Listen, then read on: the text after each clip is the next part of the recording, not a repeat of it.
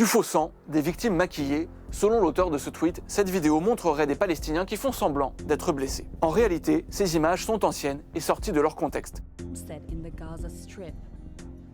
Elles ont été filmées lors d'un tournage d'un clip de sensibilisation à la situation des habitants de Gaza, organisé par l'ONG Médecins du Monde. C'est ce que montre ce reportage du média turc TRT. Depuis le 7 octobre, on trouve sur X, le nouveau nom de Twitter, des dizaines de vidéos de ce genre affirmant que les Palestiniens mettraient en scène leur souffrance.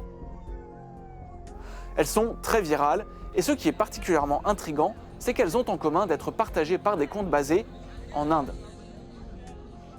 L'Institut de recherche en désinformation Logically Facts explique que l'Inde est le pays qui a le plus partagé des hashtags de soutien à Israël au mois d'octobre, largement devant les États-Unis.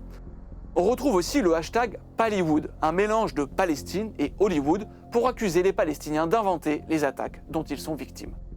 Un chercheur du Digital Forensic Research Lab, un institut de recherche en désinformation, a enquêté sur ces comptes. We noticed during our research that a series of seemingly Indian Twitter accounts were spreading what we call copy pasta content, or content that is copy and pasted and posted in rapid succession, often within minutes or seconds of each other. Some of the tactics you can see being used in this case are, for example, switching their display name rather. It's about going from, India cricket, central to Israel versus Palestine flag emojis, fire emoji. They may be real people who are just looking to get on the moment and try and gather followers. La plupart de ces publications véhiculent des discours islamophobes. Pour certains analystes, cette diffusion massive de désinformation pourrait bien être coordonnée par des nationalistes hindous qui ciblent directement les musulmans dans leur pays.